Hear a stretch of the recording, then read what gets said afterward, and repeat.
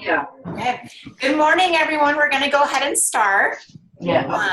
I would love to introduce you to our amazing presenter, Teresa Harding. As many of you know, she is a presidential diamond in doTERRA. She is one of the most amazing leaders, in my opinion, and I'm sure in most of yours. Travels all over the world to train for doTERRA, and we love hearing from her. So I'm super excited to introduce her. He is training today on our fifth leadership skill of synergy. And here she is. Good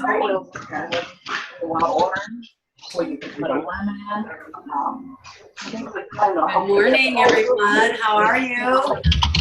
It's a beautiful Tuesday here where I am. I don't know how the weather is where you are, but I hope you guys enjoy your day. So I am feeling a lot better. A lot of people are asking about me after my surgery. I am actually in bed most of the time, but of course I'm excited to get up to do this. It actually feels good to have a little bit of makeup on. So I was recovering way faster and way better on this surgery than the last one. And so after about a week, I was starting to be up more, and I thought, you know what, I should probably, lower my pain medication and start to go off of that to see how I do. And so I went off my pain medication and the ibuprofen for a day, and then I was in bed all the time. I thought, oh, okay, it's the pain medication. So, hey, can you guys mute yourselves? I'm hearing some people typing and talking on the phone. So would you guys make sure you're on mute? Thank you. And let me mute all of you guys. Okay. Hey, Roger. Would you find out from Tchelsey? Okay, so I'm excited about our topic today, and it is about synergy. So one of the things that we're going to talk about is, number one, why is synergy so important? Why does it matter? Because you can have synergy within yourself if you're talking about your own energy, your own feelings, the balance in your own life. But it's important to learn to do that with other people too. And some of us are better at doing that with ourselves, and some of us are better at doing that with other people. We might not have a whole lot of balance within ourselves, and we can feel conflicted within our own selves, but with other people, we're able to create synergy. Some of us are the opposite. With other people, we have a hard time doing that. I'm the type that I can create great synergy with myself, but it's more of a struggle for me to create that with a group of people, because I always, I know what I want to do. I have a plan. I'm moving forward, and I'm always in a hurry, so I don't have time for that. But creating synergy takes some time. It's a process. You have to meet with people. You have to make sure that you are in sync with them. So let's talk for just a minute about what synergy is.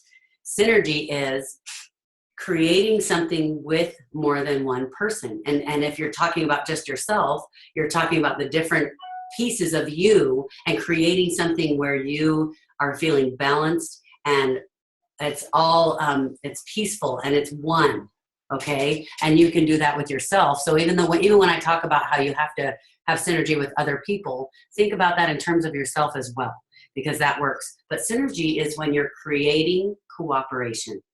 Because if I'm working with my team, I'm creating cooperation by finding out what their needs are and knowing what my needs are and working together to try to meet everyone's needs in a way that's healthy and not trying to give too much, right? If I'm just talking about me and myself, then creating synergy might be, I have a desire to have evenings home with my husband, but I have a desire to hit certain ranks in doTERRA. I have a desire to achieve certain goals. Okay, and if I have all these things that kind of conflict with each other, I've got to find a way to make those work and to make those mesh. All right. Another piece of what synergy is teamwork. Teamwork is something that you have to have in order to have synergy. It's an open-mindedness. It's being willing to see the diversity of others and be able to recognize that those things are good. Because a lot of times when we get on our path, we have this vision and this way that we're looking at things. And what happens is we look at this and we think our way is the best. If we didn't think our way is the best, we would want to do it a different way. The reason we want to do it our way is because we think it's best. So we have to be able to open our minds and look at other people's ideas and their way and go, oh, maybe there's something good about that too.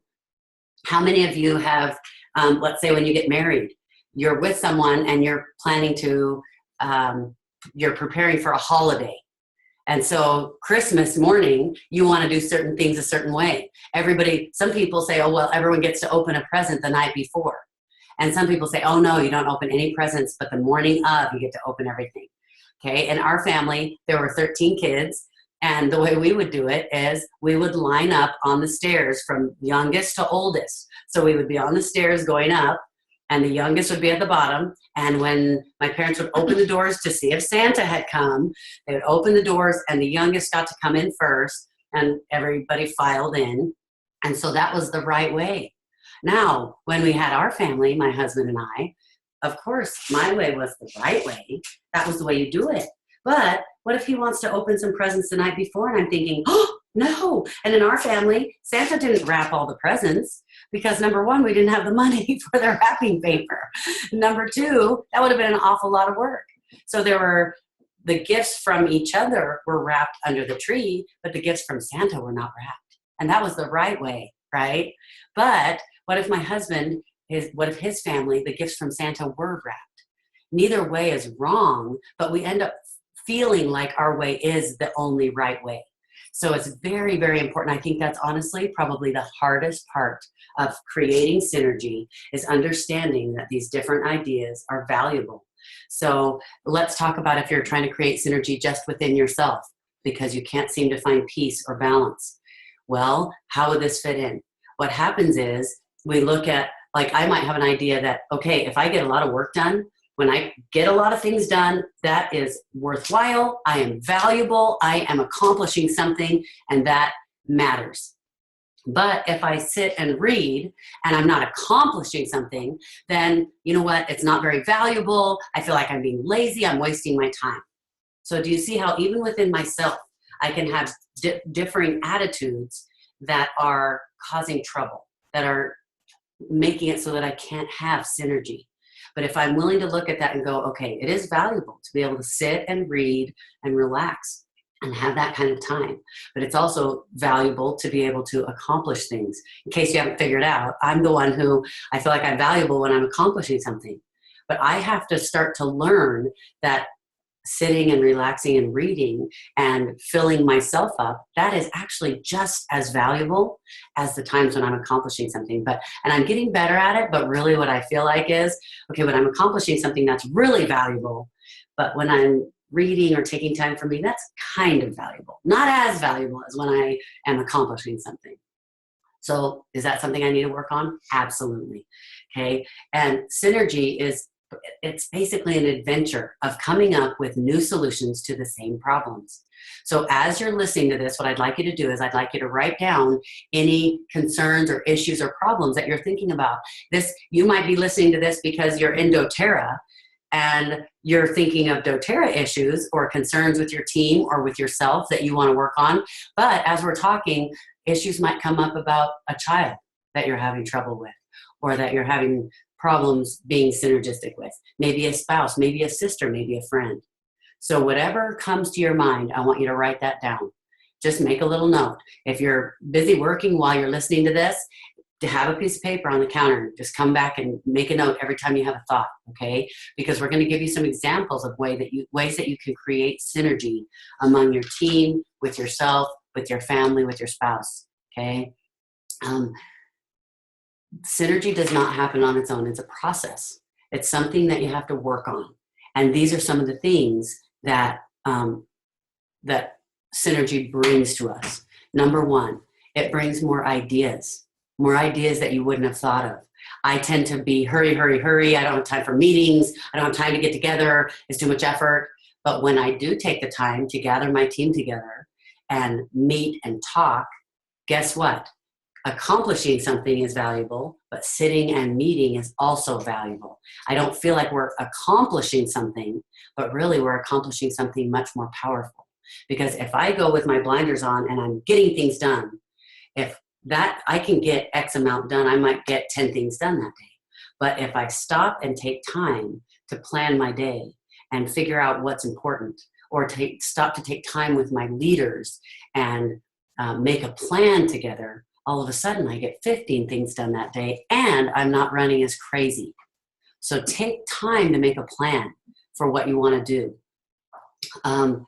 Together we produce better results. Where for me, let's say I have 8 working hours in a day, or 10 or 12, or however many hours I'm going to work that day.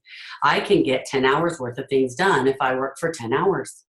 But if I work together with other people, or even with myself, if I create synergy by making a plan and coming up with different ideas and figure out new ways to look at things, all of a sudden it becomes exponential. In 10 hours of time, I can accomplish 20 hours worth of things. Sometimes that can even become 50 or 100 hours worth in 10 hours.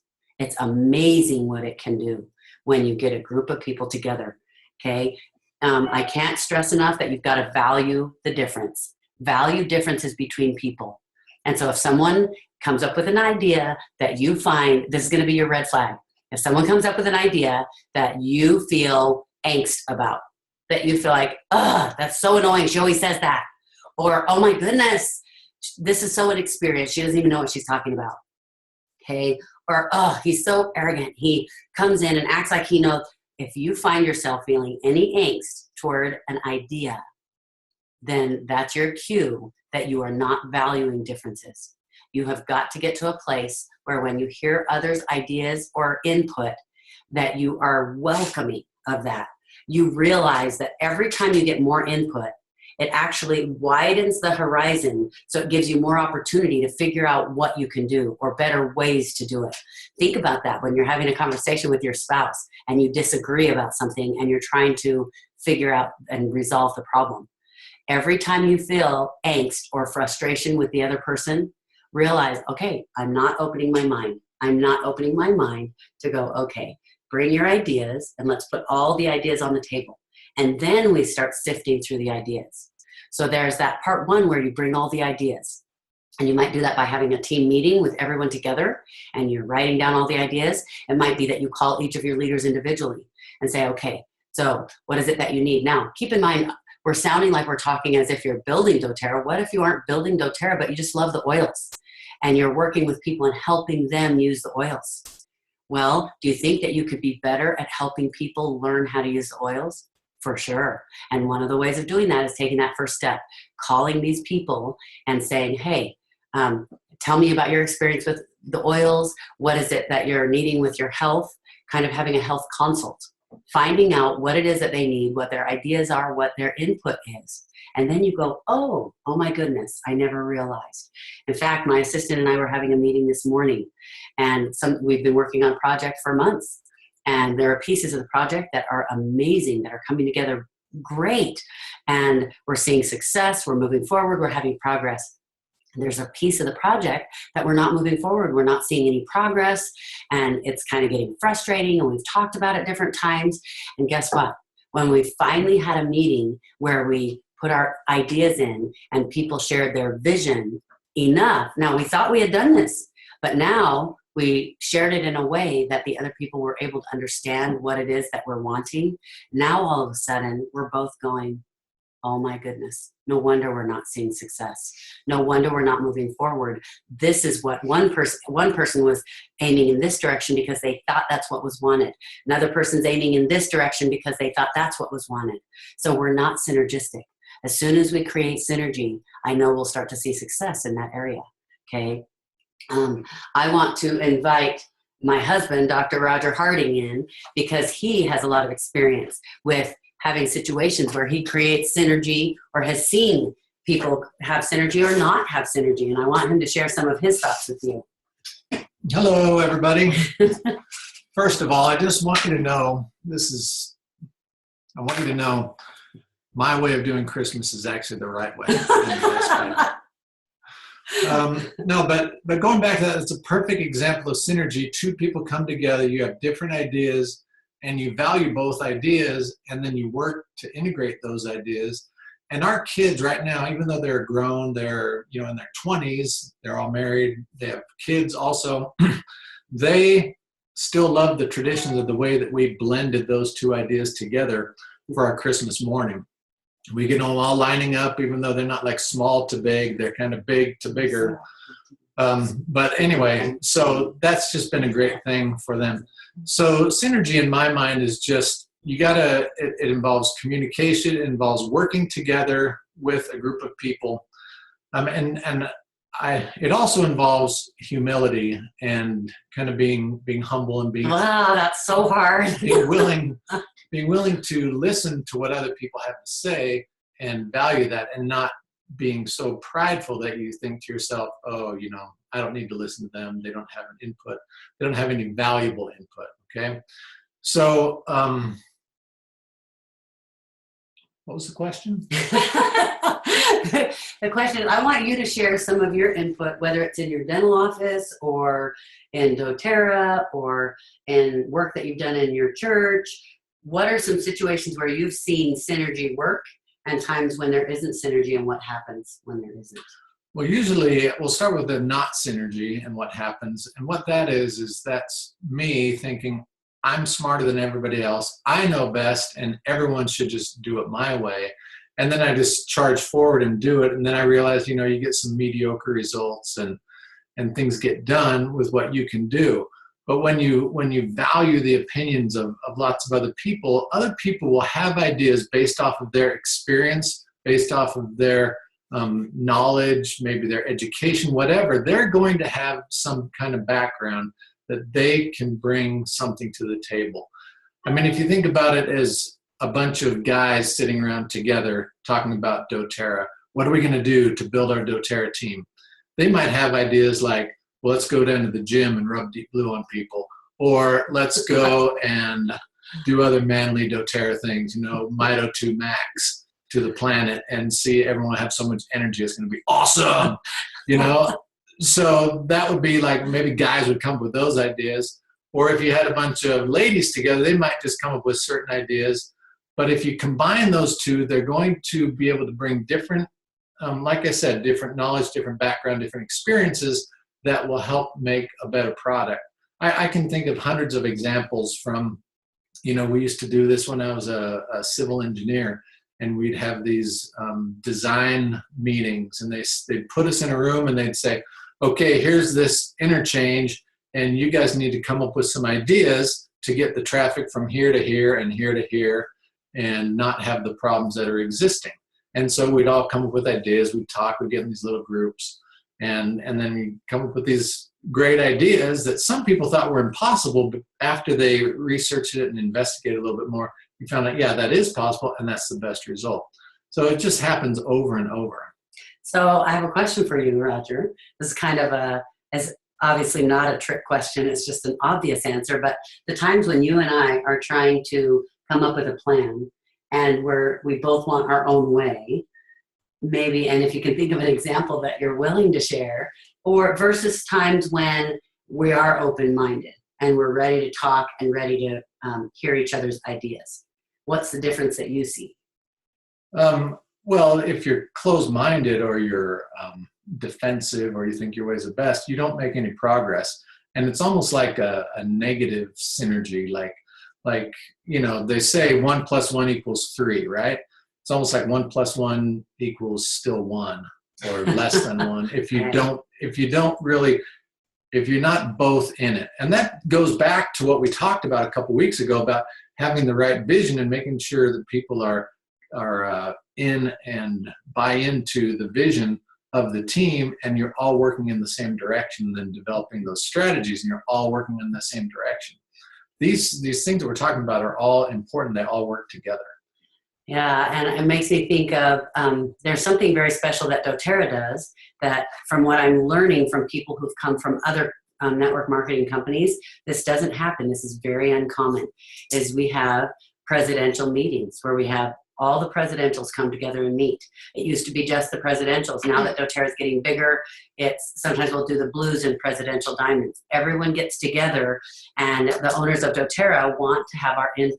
They talk about some of the things that they're working on, and they talk about, let's get rid of this mouse. They talk about the things we're working on. They talk about some of their plans moving forward, some ideas that they have, and they want our input. And it is awesome because it's not like they ask and we just kind of have to toe the line. They ask and we have some very heavy discussions, very deep discussions, very passionate discussions with people with different views. And it is amazing. And it's very interesting because you'll see that people who are new coming into this realm, like maybe somebody new hits presidential and they come to this meeting, sometimes when they give their input, they'll respond maybe in a way that's not extremely polite to someone else's idea. But they learn very quickly that in doTERRA, that's not okay.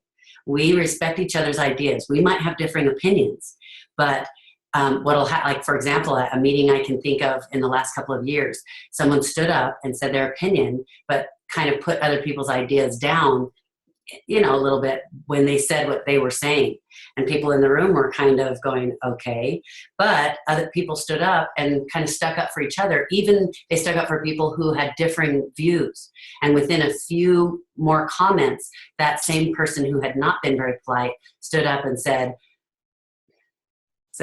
I want to apologize for the way I said that. And then they changed the way that they handled it.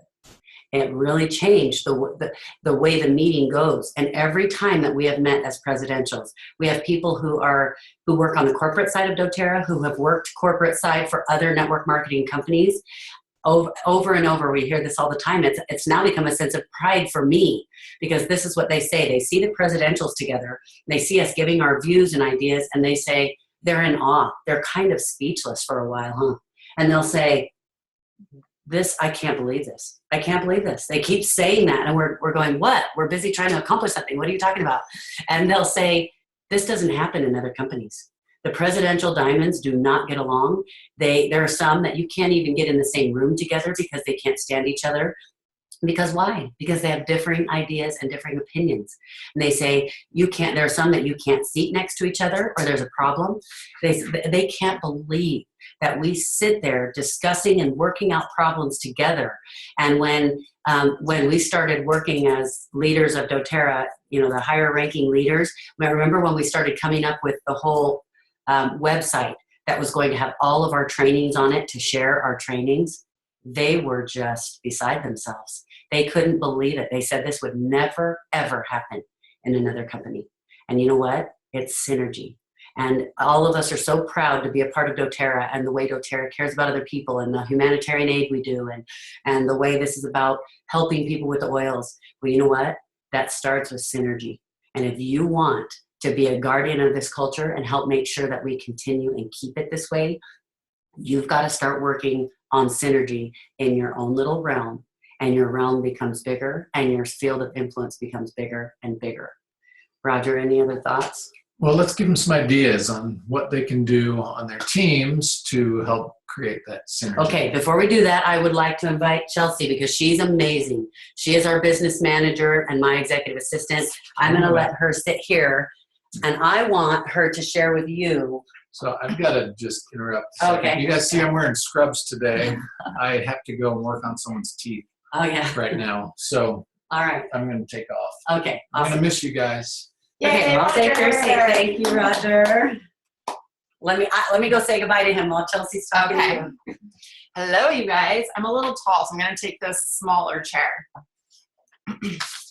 So, actually, what I've asked Tchelsey to share is a couple of things, like ways that she has created synergy with our staff that has been awesome, and ways that maybe she's tried that haven't worked, or things that she's learned about it.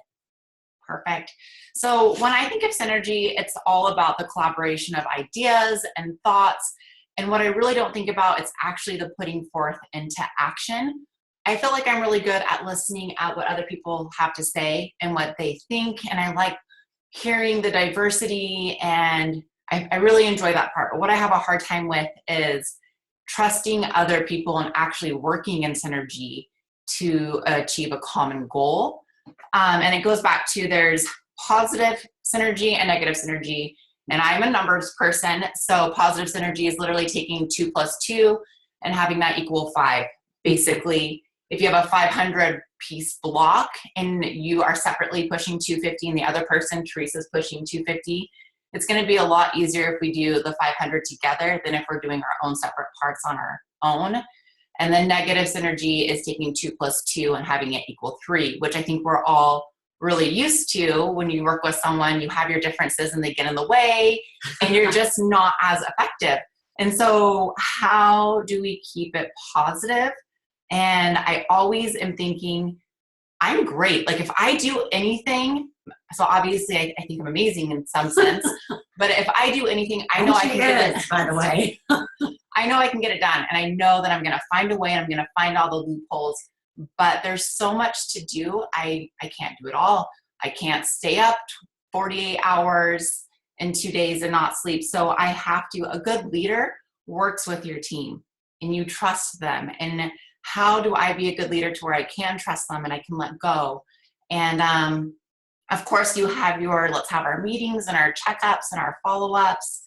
I have a question for you. Mm-hmm. So let's say that you have assignments for people and you give them assignments and then they didn't finish it. Or you find when the time comes that it wasn't done or it wasn't all the way done and now you are stuck having, kind of having a problem because now it has to be done. What have you learned is not a good way to handle it, and what have you learned is a good way to handle that? Well, I'm going to take that internally first. And I used to be really good at things didn't get done. I would blame. I'd be like, oh my goodness, see, I should have done it myself. They're so horrible. They didn't finish it. Or they missed this aspect. And obviously I just can't trust them to do things. And I think what made the biggest difference for me, and Teresa actually taught me, and I really had to humble myself, is when things go wrong and things aren't completed, I have to look at myself and what am I doing as a leader that I can do differently with my team to help them complete their tasks. Because initially I think we all think, well, they didn't do it, they're bad, but really it's us as leaders, it's our responsibility to make sure that the project gets completed. Okay, and what would you do? Because obviously it didn't work. Let's say you discover, okay, it didn't work with this person to say, okay, this is your assignment, and then you can just trust that they got it done. You can't just trust. You don't want to wait till the last day and go, hey, did you do that like you were supposed to? Because now you know that that's a concern. So now how would you handle that? Oh, on the spot questions. Yes. I like this. I know you deal with this almost every day. I do deal with it a lot.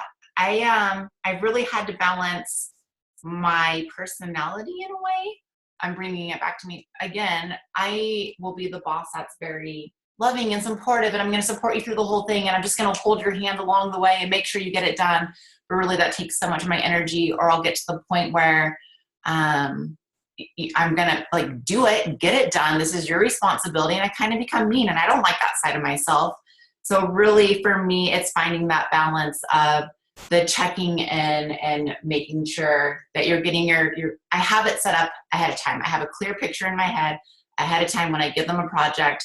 Each time I need to interject, each time I need to figure out where they're at in it, and each time I need to help them tailor and move them. So really planning ahead of time. And of course, there's always going to be those Hail Mary passes where you see something went wrong and you need to jump in and help, but really taking the responsibility upon yourself and planning it out ahead of time.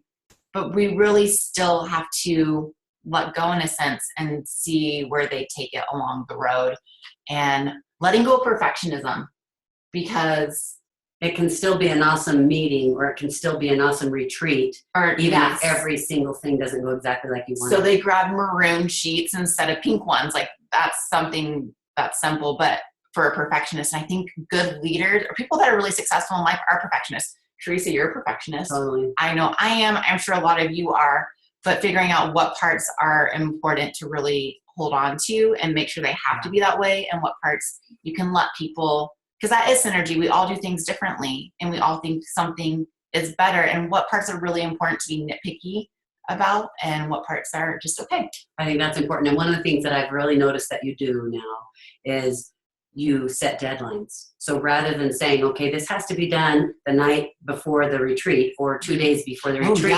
she doesn't just go, okay, if it's supposed to be done 2 days before the retreat, then I want you to show me 2 days before the retreat. She makes sure that there's a deadline 2 weeks before the retreat where they're showing her the progress. It's not a micromanaging thing. It's more, okay, show me the progress by that date. probably it should be to this point. So Right. they come to her at that point and they have a short little meeting. They show her what's going on. And then they have one more week, which is a week before it's supposed to be done. And now she has them show her the final completed project.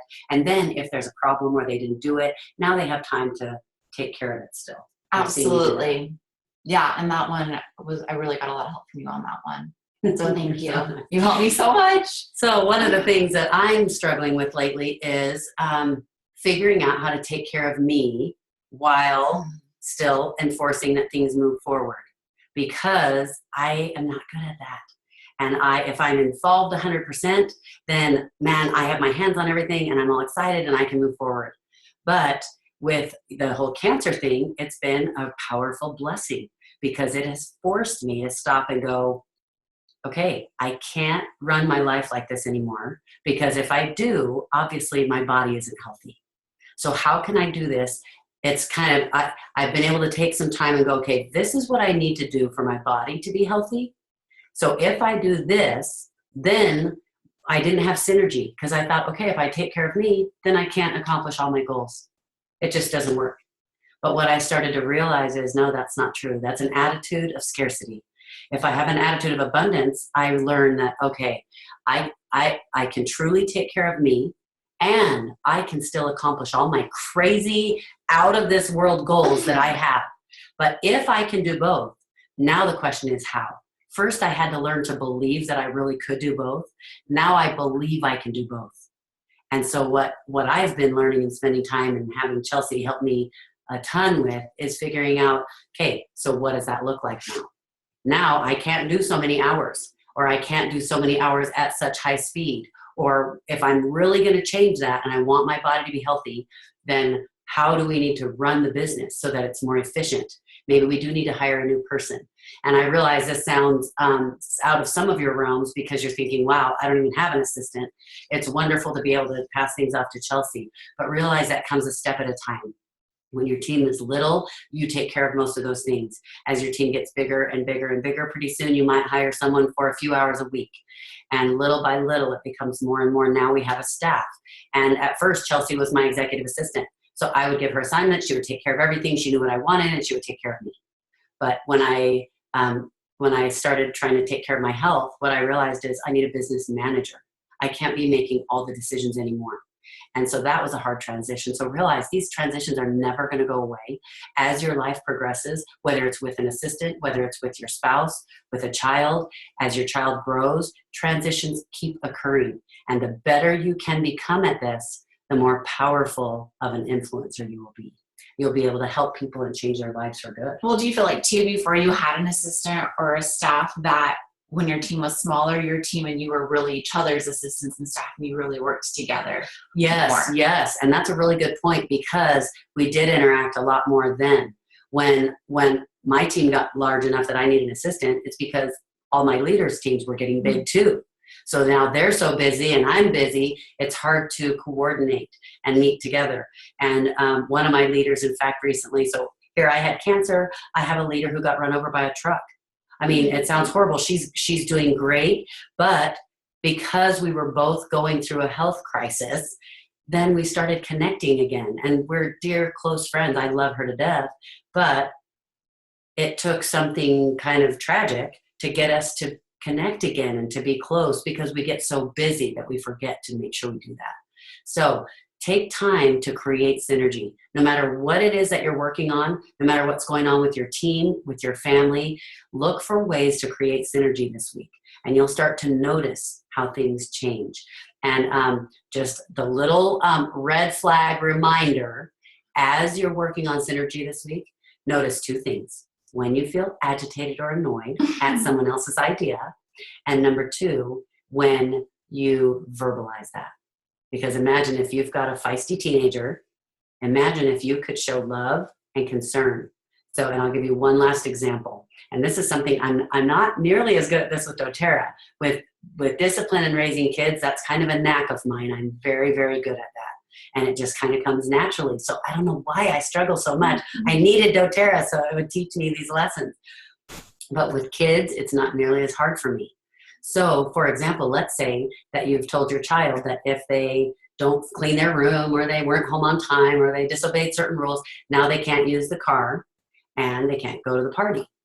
If that happens, imagine normally we feel like going, sorry, I told you that's the way it was. This is the way it was going to be. You know, that we have that attitude and we are justified. And guess what? We're totally right.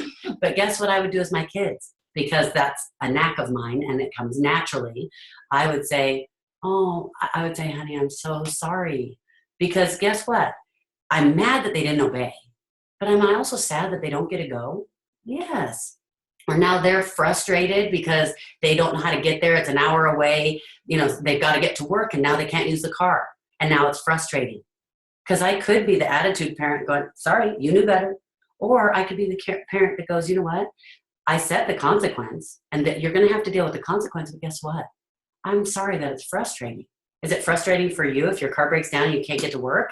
Yes. And so I understand that frustration. And so my attitude to my son would be, I'm so sorry, honey. You know, here are some ideas. Are there friends you could call to help you? And they're all mad and frustrated. You can feel for them and care that they're frustrated, that you have to have a consequence. I'm so sorry. It's kind of like getting a speeding ticket. If they get a speeding ticket, guess what? They're taking a consequence for something they chose to do. But I can be, you got a speeding ticket. I can't believe you. I've told you not to speed. Or I can go, they're already suffering the consequences, right? They already going to have to pay the ticket. They're going to have to find work or do something to earn money. But now I can go, oh my gosh, how frustrating. I know what that's like. When I get a speeding ticket, I know what you feel like. Then they've got a cohort. They've got a partner that they feel like cares about them.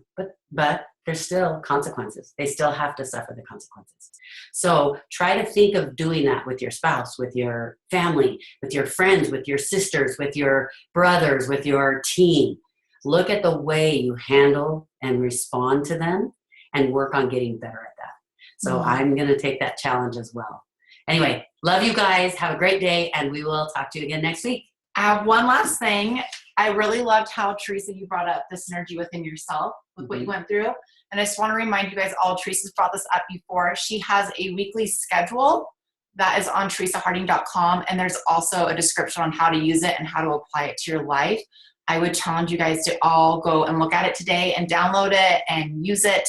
And then maybe we can even do an incentive that we can post on Facebook for you guys putting it into action. That'd be awesome. Okay. Would love it. Cool. Okay. Yay.